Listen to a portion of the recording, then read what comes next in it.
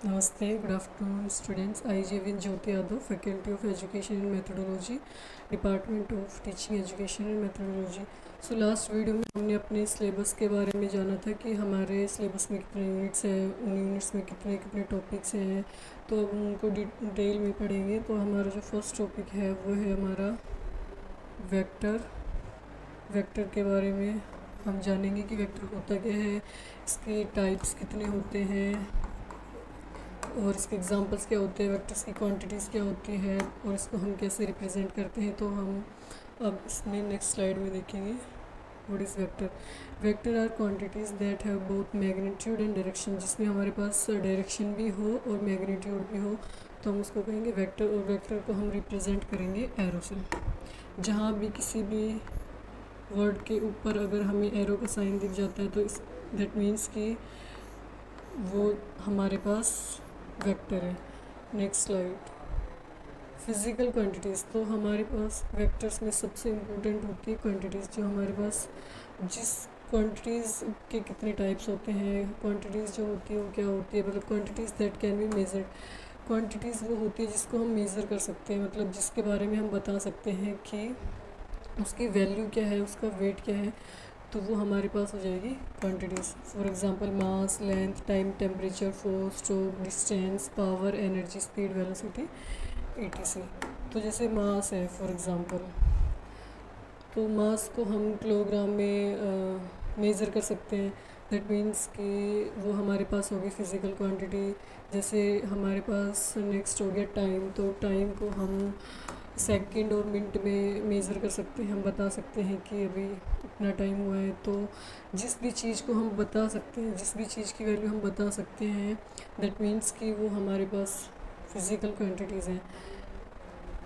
Force, torque, distance, displacement, momentum, current, work, power, energy, speed, velocity, acceleration, ये सब हमारे पास क्या है, ये है हमारे पास फिज़िकल क्वांटिटीज़। तो हम नेक्स्ट स्लाइड में अब देखेंगे कि जो फिज़िकल क्वांटिटीज़ होती है कितने टाइप की होती है। फिज़िकल क्वांटिटीज़ हमारे पास होती है टू टाइप्स की।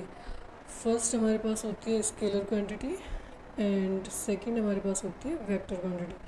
तो हम इसमें पढ़ेंगे जो हमारे पास फिज़िकल क्वांटिटीज़ होती है उसको हम टू पार्ट्स में डिवाइड कर देते हैं, scalar quantity and vector quantity. तो जो स्केलर क्वांटिटीज़ होती है वो हमारे पास होती है scalar quantity that have only magnitude and no direction. Scalar quantity जिसमें हमारे पास मैग्नीट्यूड होते हैं और डायरेक्शन नहीं होता है, वो हमारे पास होती है स्केलर क्वांटिटी। फॉर एग्ज़ाम्पल कि मेरे पास ये पेन है, तो मैं कहूँगी कि इसका मास मेरे पास है 20 ग्राम। तो हम इसको मेज़र कर सकते हैं। दैट मीन्स कि जिस चीज़ को मेज़र कर सकते हैं, बट इसमें हम डायरेक्शन नहीं बताएंगे कि जो इसका मास है वो किस डायरेक्शन में, हम इसको नहीं बता सकते, तो वो हमारे पास हो जाएगी स्केलर क्वांटिटी। नेक्स्ट इसके एग्जांपल्स हो जाएंगे हमारे पास temperature, time, mass and distance और एग्जांपल ऑफ स्केलर क्वांटिटीज़। जैसे अभी एक एग्जांपल ले लीजिए आप। अब आप पूछोगे कि मैम आपको इस क्लास में कितना टाइम लगने वाला है, तो मैं कहूँगी कि मुझे इस क्लास में अभी 30 मिनट्स लगेंगे। दैट मीन्स कि इसमें डायरेक्शन नहीं है, सिर्फ मैग्नीट्यूड है। मैंने उसकी वैल्यू बता दी है, टाइम बता दिया है। दैट मीन्स कि हमारे पास है स्केलर क्वांटिटी। जिस भी क्वांटिटीज़ का हम मैग्नीट्यूड बता सकते हैं, जिसके पास ओनली सिर्फ मैग्नीट्यूड होता है, कोई डायरेक्शन नहीं होती, नो डायरेक्शन, दैट मीन्स कि वो हमारे पास स्केलर क्वांटिटी है। नेक्स्ट है हमारे पास vector quantities. Quantities that have magnitude and direction, जिसमें हमारे पास मैग्नीट्यूड भी हो और डायरेक्शन भी हो, जिसमें हमें अपना मैग्नीट्यूड भी बताना पड़े, उसकी वैल्यू भी बतानी पड़े और उसका डायरेक्शन भी बताना पड़े कि हम उसको एस से लाए हैं, वैसे लाए, जहाँ से भी लेके आए हैं।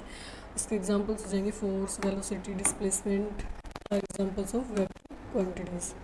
तो ये हमारे पास होगी वेक्टर क्वांटिटीज़। अब हम इसमें डिफरेंस जानेंगे, difference between scalar and vector quantities. जो हमारे पास स्केलर क्वांटिटी होती है वो हमारे पास, उसमें हमारे पास ओनली मैग्नीट्यूड होता है, बट जो हमारे पास वेक्टर क्वांटिटी होती है उसमें मैग्नीट्यूड और डायरेक्शन दोनों होता है। तो इसमें आपको एक चीज़ नोटिस करनी है कि जो स्केलर क्वांटिटी होती है उसमें हमारे पास सिर्फ मैग्नीट्यूड होना चाहिए, उसमें हमें डायरेक्शन की कोई ज़रूरत नहीं है, नो नीड। और जो हमारे पास वेक्टर क्वांटिटीज़ है उसमें हमारे पास वेक्टर एंड डायरेक्शन दोनों होना चाहिए।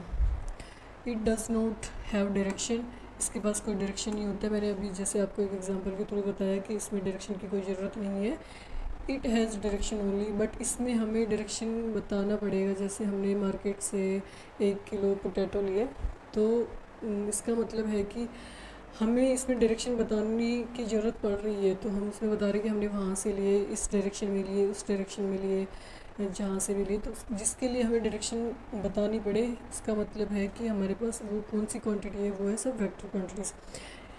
Scalar quantity example temperature, speed, हम इसको इसकी वैल्यू बता सकते हैं। टेम्परेचर बता सकते हैं कि कितने डिग्री सेल्सियस टेम्परेचर है। इस वेक्टर क्वांटिटीज़ में एक्सेलरेशन, वेलोसिटी, जिससे हम डायरेक्शन बता सकते हैं, बट उसका मैग्नीट्यूड भी बता सकते हैं साथ में, बट ऐसा स्केलर क्वांटिटी में नहीं कर सकते। सो ये हमारे पास हो जाएगा difference between scalar and vector quantities. Next है हमारे पास torque vector.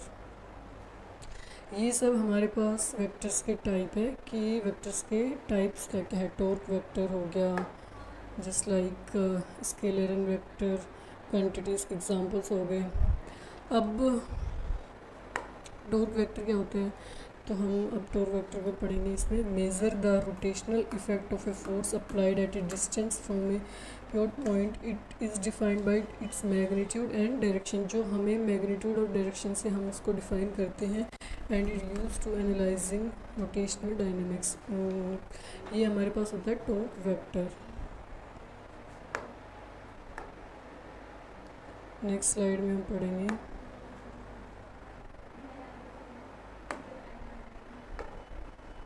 Types of vector. तो जो वेक्टर्स के टाइप्स है वो मैंने जस्ट अभी बताया आपको।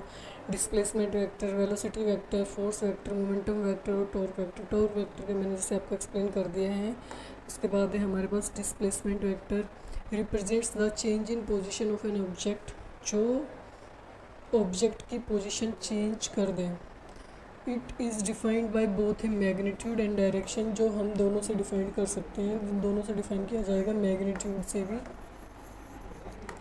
और डायरेक्शन से भी। उसकी वैल्यू भी बतानी पड़ेगी और उसका डायरेक्शन भी बताना पड़ेगा कि हमें किस डायरेक्शन में ऑब्जेक्ट की पोजीशन को रिप्रेजेंट करके बताना है।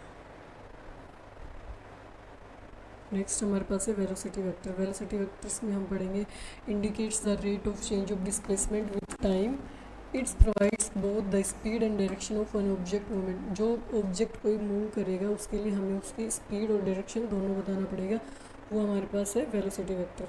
अब नेक्स्ट है हमारे पास फोर्स वेक्टर। जब हम किसी भी चीज़ को फोर्स लगाते हैं, किसी भी ऑब्जेक्ट को एक्सेलरेट करते हैं, तो उस पर हमारा क्या अप्लाई होता है, न्यूटन्स लॉ। तो इसमें क्या आ जाएगा, represents the interaction that causes an object to accelerate, it is defined by both magnitude and direction. ये इसमें दोनों आएंगे, दोनों के थ्रू ये डिफाइन किए जाएंगे, magnitude and direction as described by Newton law of motion. ये हमारे पास हो गया फोर्स वेक्टर। नेक्स्ट है हमारे पास मोमेंटम वेक्टर। तो मोमेंटम वेक्टर में हम पढ़ेंगे the product of an object's mass and velocity, it describes the quantity of motion of object possesses and is crucial for understanding collisions and conservation law. Conservation law, हम conservation law के बारे में next topic में detailing से पढ़ेंगे, but इसमें हमारे पास जो मोमेंटम वेक्टर होता है उसमें हमारे पास यही होता है कि हमारे पास जो ऑब्जेक्ट है possesses and crucial for understanding collisions and conservation law. Next हमारे पास है नॉर्मल वेक्टर। नॉर्मल वेक्टर क्या होता है, नॉर्मल वेक्टर होता है perpendicular to a surface of curve used in surface integrals and to analyse forces acting perpendicular to surface. ये हमारे पास हो गया नॉर्मल वेक्टर। ये हमारे पास सब टाइप्स हो गए वेक्टर्स के। अब है डिस्क्राइबिंग वेक्टर। इसमें हम पढ़ेंगे कि हम जो हमारे पास वेक्टर्स होते हैं उसको हम कैसे रिप्रेजेंट करते हैं, किसके द्वारा हम उसको रिप्रेजेंट करते हैं। तो जो vectors are graphically represented by arrow, जैसे कि मैंने आपको पहले भी बताया कि जो हमारे पास ग्राफ्स होते हैं उसको हम एरो से रिप्रेजेंट करते हैं। हमारे पास जैसे इस डायग्राम के थ्रू आप देख सकते हैं कि जो एरो है ये किसी भी डायरेक्शन में जा सकती है, बट हम वेक्टर को रिप्रेजेंट एरो के द्वारा ही करेंगे। तो ये हमारे पास हो गया डिस्क्राइबिंग वेक्टर। सो आज की क्लासेस के लिए इतना ही। आज हमारा टॉपिक था वेक्टर, तो हमने वेक्टर के बारे में, उसका डेफिनेशन, उसके टाइप्स, उसकी क्वांटिटी, सब उसके बारे में जाना। और हम नेक्स्ट